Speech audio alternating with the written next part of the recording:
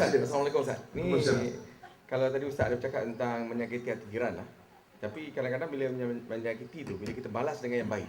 Contohnya zaman Rasulullah dulu. Iaitu ada jiran sebelah dia tu yang setiap pagi membuang sampah atau buang kotoran tempat Rasulullah. Dan setiap pagi pula Rasulullah akan ambil buang. Setiap pagi berlaku seperti itu. Sehingga satu hari jiran itu pula tak buang. Dan menyebabkan Rasulullah tertanya-tanya kenapa tak buang. Dan Rasulullah pergi menziarahi jiran berkenaan.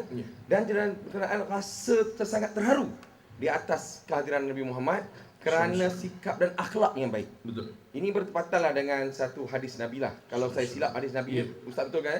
Yang diwariatkan oleh At-Tirmidzi. Ahabukum ilayya wa akhrabukum minni majlisan yaumil qiyamah ahsanuhum khuluqa. Orang yang paling aku kasihi dan yang paling dekat sekali kedudukanku di akhirat kelak ialah yang mereka yang paling baik akhlak. Boleh Ustaz ulaskan itu? Tuan, di ujung ni baru ada buat bicara tuan.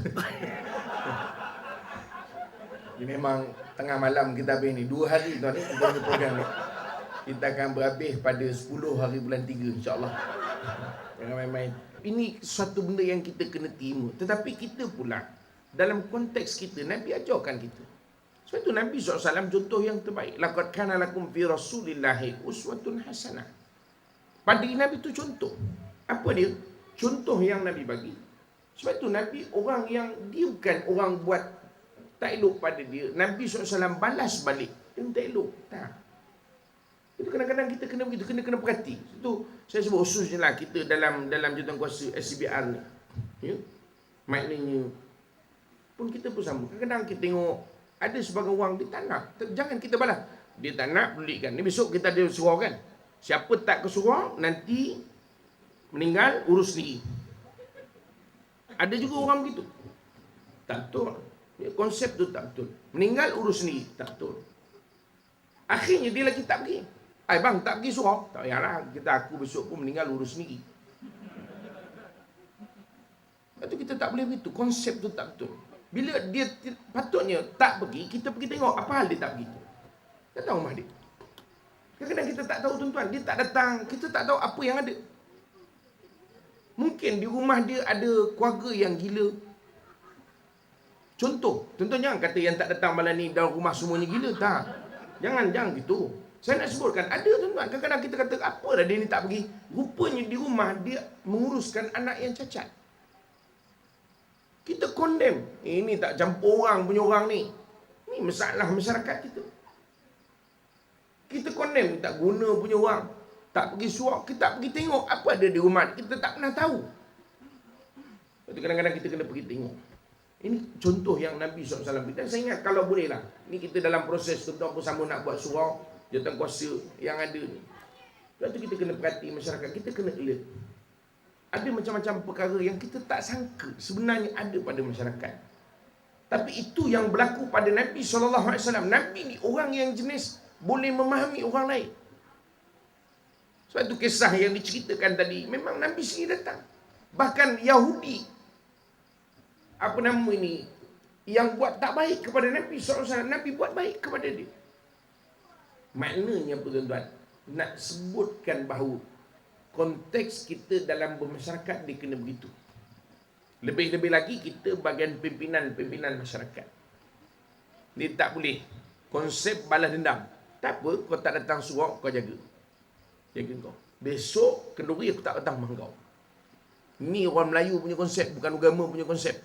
Kan kita betul kan? Kenduri kahwin, jemput tak datang. Bang, orang sebelah tak datang rumah kita kenduri kahwin. Biarkan. Besok kan anak dia kahwin. Itulah kerja kita. Besok kan anak dia kahwin, tak payah pergi. Takdir Allah Ta'ala, anak dia kahwin dengan anak kita. Bawa padan muka kita. Saya ingat, ialah, tuan-tuan, kita kalau nak cerita tentang kepincangan ini, memang wujud. Tapi saya ingat apa yang lebih baik pada malam ni ialah, kita nak kena sama-sama, tuan-tuan, membahu untuk sama-sama kita membetulkan kepincangan masyarakat. Itu saya ingat lebih baik. Itu wujud, itu akan wujud. Tapi apa yang kita nak tengok ialah bagaimana yang ada ni tuan-tuan, khususnya daripada orang SCBR sendiri. Saya kata dah tadi, bukan hanya tuan-tuan harap pada jawatankuasa. Kita sama-sama membahu. Sama-sama kita bersama-sama untuk kita memacu ummah ni, masyarakat ni. Buatlah apa benda yang kita boleh. Berilah sumbangan apa yang kita boleh. Kalaupun kita sekadar untuk orang yang meramaikan mesyuarat, jadilah. Itu suatu bagus dah tu. Kalau daripada mesyuarat yang datang pengusi je. Dan juga setiausaha dia yang tukang angkat kursi. Lagi sakit jiwa. Sekurang-kurang kalau kita datang mesyuarat, ramai yang datang walaupun dia tak bersuara, dia main angguk je. Setuju lah tu kata dia? Setuju lah tu? Okey lah tu. Walaupun kita sakit hati juga, dia tak ada langsung nak communicate. Tak apa, sekurang-kurangnya dia memberi komitmen untuk datang. Jadilah tu. Ini perlu kepada yang ada ni untuk sama-sama kita jadi hawariyun. Ya. Kunu hawariyun. Ya. Jadilah kita orang yang sama-sama tolong-menolong untuk kepada kebaikan. Mudah-mudahan. Wallahu a'lam. Yang ini yang kita selalu cakap dalam Islam, memberi sedekah, memberi derma, itu yang kurang kepada kita. Ini yang kita nak wujudkan. Kalau Ustaz dapat tegaskan kepada ahli SPCR yang pada hari ini, Ustaz, supaya dapat ditanamkan satu jiwa perasaan bersedekah. Dia tebalkan supaya orang kata apa yang kita hasrat itu bukan sekadar impian tapi menjadi kenyataan, Ustaz. Mentaliti masyarakat. Apa yang sebut pengurusi tadi, itulah. Itu yang kalau kita tengok kawan-kawan kita yang non-Muslim buat. Tapi kita orang Islam, kita masih lagi, alah, sejak zakat ada Ustaz. Ustaz, jawab agama dia. Ustaz, batuman ada. Ustaz, kita selesa. Lepas tu kita tidak ada sikap kita tuan-tuan untuk kita survive sendiri. Tapi lah, kita nak cerita malam ni, nak ubah pemikiran masyarakat bukan sesuatu yang mudah. Tapi saya kira tuan-tuan, apa yang perlu, kita bukan soal berjaya ubah atau tidak. Yang ada ni, kita boleh tak sama-sama untuk kita sama-sama untuk menggembling tenaga kita untuk menggerakkan masyarakat. Itu paling penting. Saya kira kalau masyarakat tak boleh diubah, itu sesuatu yang lumrah, bukan sesuatu yang mudah. Kita nak menukar orang ni bukan benda mudah. Tapi kalau kita ni, yang ada ni, kita tak boleh nak menggerakkan masyarakat, ini yang teruk. Sebab ini suatu benda yang boleh diusahakan. Wallahualam. Saya rasa itu je kot. Tapi nampak macam ada soalan tadi. Ya, saya cuba tengok sikit. Macam mana nak perbaiki semula hubungan dengan jiran yang telah menjauhkan diri selepas saya datang ke rumah atas urusan tertentu.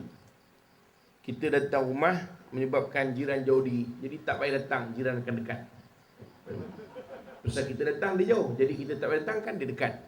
Gitu. Saya ingat barangkali soalan ni umum. Saya pun tak tahu apa masalah dia. Kita cuma sebut datang, ya, atau urusan. Apa urusan tak tahulah. Kalau kita datang atau urusan maki dia, memang tak jadi juga tuan.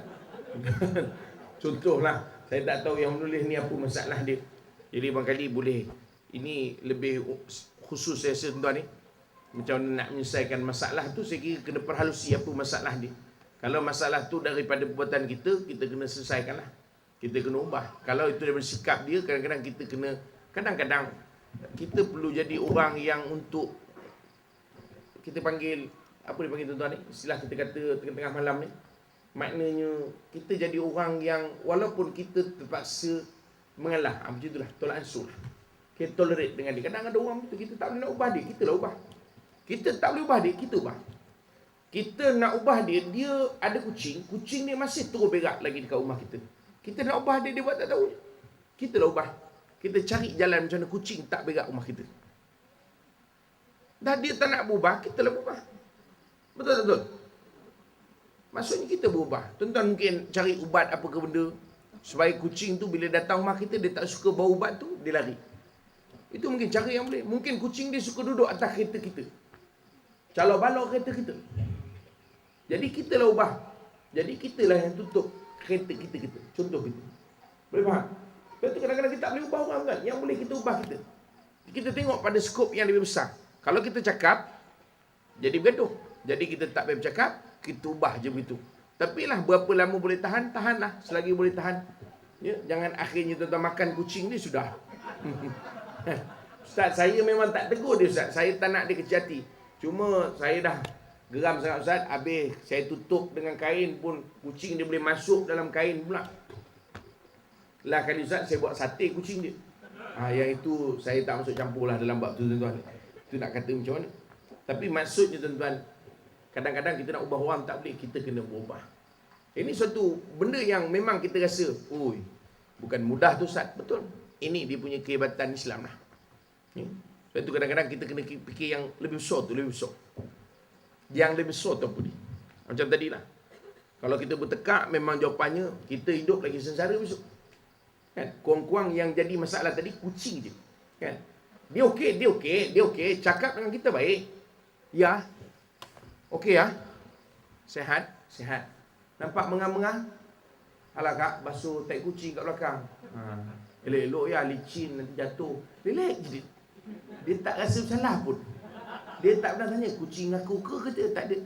Dia cuma nasihat kita. Tapi cakap elok. Kan? Elok. Kan? Kadang sambil pegang kucing, kita tengok inilah kucing yang berak tadi. Relax dia pegang. Betul, kadang-kadang macam itu. Maknanya sekurang-kurang masalah kita dengan dia, masalah kucing dia je. Tapi kadang-kadang kalau kita tak boleh nak handle tuan-tuan, daripada masalah kucing dia jadi masalah anak, masalah kita, masalah suami, semua sekali masalah. Akhirnya dia tetap di situ, kita yang pindah. Betul tak? Nanti kita kena fikir satu yang lebih besar lah. Kadang-kadang benda tu betul masalah. Masalahnya apa? Kucing. Kucing ni, ialah kita, kalau rumah kita ni ada pasir, dia akan berak. Jadi kita jadikan rumah kita tak ada pasir. So kucing tu pening nak berak. Kan? Renovate rumah lagi ya. Kucing selalu berak kan? Jadi renovate sikit supaya kucing tak boleh berak. Eloklah gitu. Kadang-kadang kucing ni suka berak kan? Kita ni sabar tuan. Duit kita 20,000 ni habis ni renovate ni. Kerana kucing dia seko. Tapi betul tak? Daripada kita akhirnya kita tak senang duduk tuan-tuan. Ada orang macam-macam PN. Dia kalau benci tu, dia dendam tu. Jangan tuan, letih kita. Kita letih nak melayan dia. Jadi kita fikir, kadang benda tu kecil, kita pula yang tak nyambut, kecil je bukan benda-benda tu. Ada. Kadang dia buang sampah, dia suka sampah tu dia tak ikat, terburai. Terburai pula. Kalau kot belah dia tak apa, kot belah kita terburai dia. Geram kan? Kepala ikan tak hantar kepala ikan je sampai rumah kita. Kadang-kadang kita kes kepala ikan tu kita tak boleh handle. Campak kepala ikan tu rumah dia. Dah macam-macam dah jadi panjang cerita. Akhir kita yang pindah. Dia tak pindah. Jadi kes kepala ikan. Wahal dulu kalau kepala ikan tu kita sapu, masuk je dalam tong sampah, selesai masalah.